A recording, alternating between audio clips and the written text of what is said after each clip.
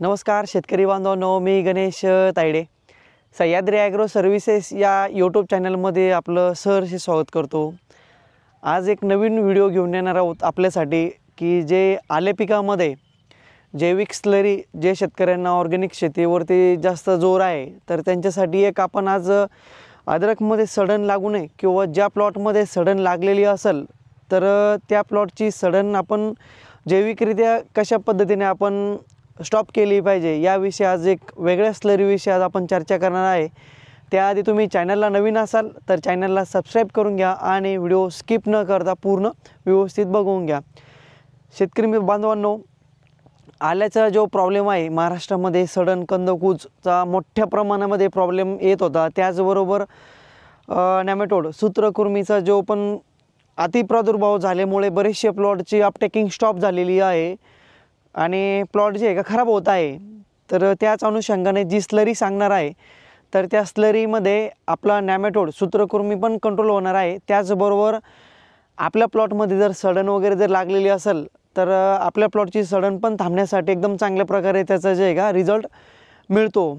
बरेचशा शेतकऱ्यांनी याचा अनुभव पण घेतलेला आहे। बरेचशा शेतकऱ्यांनी त्यांच्या प्लॉटमधील आलेली जी सड होती समजा बऱ्यापैकी कंट्रोल मिळण्यात त्यांना यश पण मिळाले आहे।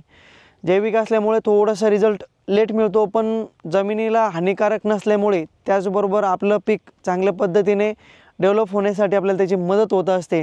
त्या अनुषंगाने आज तुमच्यासाठी एक वेगळी स्लरी सांगणार आहे। जर आपल्या प्लॉटमध्ये असा प्रॉब्लेम असेल तर आपण आपल्या प्लॉटमध्ये याचा ट्रायल घेऊ शकता आणि आपला प्लॉट चांगल्या प्रकारे आपण डेव्हलप करू शकतो आणि सडीवरती त्याचबरोबर सूत्रकृमीवरती आपण नियंत्रण मिळवण्यासाठी आपण त्याची मदत होऊ शकते।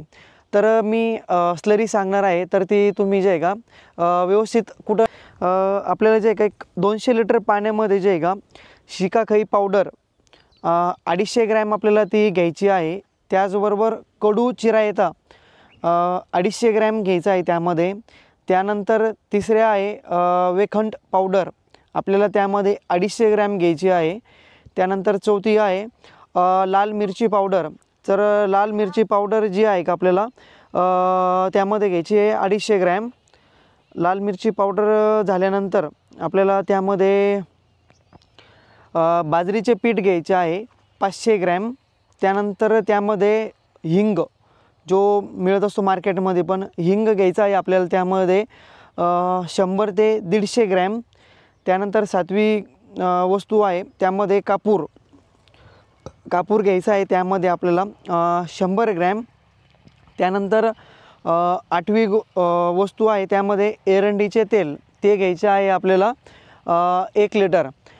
हे जे सर्व द्रवण जे आहे समजा आपल्याला 200 लिटर पाण्यामध्ये आपल्याला ते मिक्स करायचे आहे आणि व्यवस्थित मिक्स केल्यानंतर एक साधारणपणे आपल्याला ते 48 ते 72 तासापर्यंत ते आपल्याला व्यवस्थित भिजू घालायचे आहे। त्याला एखाद्याला काडकीच्या साहाय्याने त्याला व्यवस्थित सकाळ संध्याकाळ आपल्याला त्याला हलवून घ्यायचे आहे। हे द्रवण एक साधारणपणे 72 तासापर्यंत जरी आपण एकत्र ठेवलं आणि त्यानंतर एक साधारणपणे 200 लिटर द्रवण झालेलं आपण ड्रिप इरिगेशन थ्रू 50-50 लिटरच्या साहाय्याने 4-4 दिवसाच्या अंतराने जर आपण आपल्या प्लॉटला दिले तर आपल्या प्लॉटमधील जो सूत्रकृमीचा प्रॉब्लेम आहे त्याचबरोबर जमिनीमध्ये बुरशीचा जास्त प्रादुर्भाव झाल्यामुळे जी सडणचा आपल्याला कंदकुजचा आपल्याला जो प्रॉब्लेम दिसून येत आहे तर त्यावरती आपण एकदम चांगल्या प्रकारे कंट्रोल मिळवू शकतो।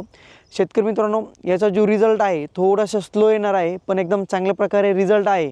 बऱ्याचशा शेतकऱ्यांनी याचा अनुभव घेतलेला आहे आणि आपणही जर इंटरेस्टेड असाल तर आपण ही जी स्लरी सांगितली तुम्हाला मी तर स्लरीचा बनवून त्याचा वापर करू शकता आणि आपल्या प्लॉटला आपण चांगल्या प्रकारे डेव्हलप करू शकता, सडनवरती कंट्रोल मिळू शकता।